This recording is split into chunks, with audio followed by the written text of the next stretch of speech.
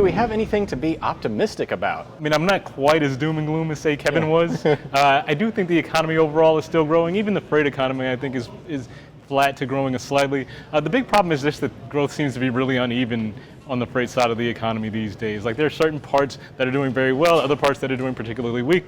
Yesterday was a pretty big day for data releases relevant to the freight economy.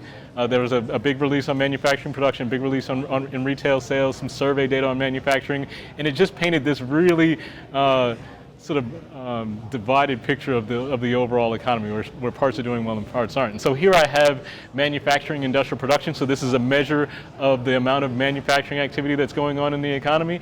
A couple things to bring out here. I mean, you can see that there's pretty close ties between what happens in manufacturing and what happens in freight. So if you were to look at, say, this 2015 to 2016 period, you can see the decline in manufacturing activity. This coincides. I think most people would say that 2016 was a pretty soft year in freight too, right? No, absolutely. Yeah. Exactly. So, I mean, these things, in fact, most of the things that get moved throughout the economy, they begin as manufactured goods, and then they kind of flow through the rest of the economy, right? Either you manufacture it here or you import it from the rest of the world. Most of the stuff we buy gets manufactured somewhere, correct? Exactly, absolutely. And so what I wanted to point out is just that there's very similar patterns emerging here. So this is 2019. You can see the rapid growth through 2018 in the manufacturing sector.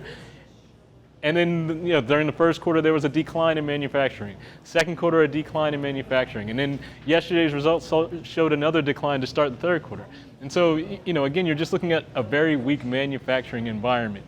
Now, part of the reason for that is just that business investment has died down quite a bit. And, some of that might be due to concerns over trade policy. Businesses just don't feel the need to go out and buy new equipment. But they were also incentivized a lot last year, right? With the tax policies? They were. And so that's part of the reason why 2018 was so strong. You can kind of think of it as like the tax incentives gave them a reason to go invest, and then the trade policy uncertainty took all the momentum out of it, right? And so now we're back to just like declining business investment. Also, export growth isn't doing really well. We manufacture a lot of stuff so we can send it to the rest of the world. That's not doing well, and so it's putting downward pressure on manufacturing. But we've got a retail season coming up, right? Oh, absolutely. This is, in fact, we're really in the beginning parts of the big retail moment for retailers. I mean, if you think about, this is what retailers look forward to. Is first the back to school shopping season, right, which is like July, August, September, right, and then there's a brief lull in October before things really ramp up during the peak season, November, December. And the good news is retail's been doing pretty well. It's not quite as strong as what we would have seen last year in 2018. Retail growth last year got above 6.5%. I mean, you can see over here that the growth rates have died down from 6.5% to about 3.5%. But 6.5 was a little overheated, right? Oh yeah, and in fact, most of what's going on is really just tough comps to last year. Like, it's not necessarily slowing down retail activity. It's just you have difficult comparisons to very strong performance last year. So the retail sector looks pretty good. I mean, not only is it strong growth overall, but most of the industry sectors are also doing well as well. So if you're a retailer, it feels like a pretty good time.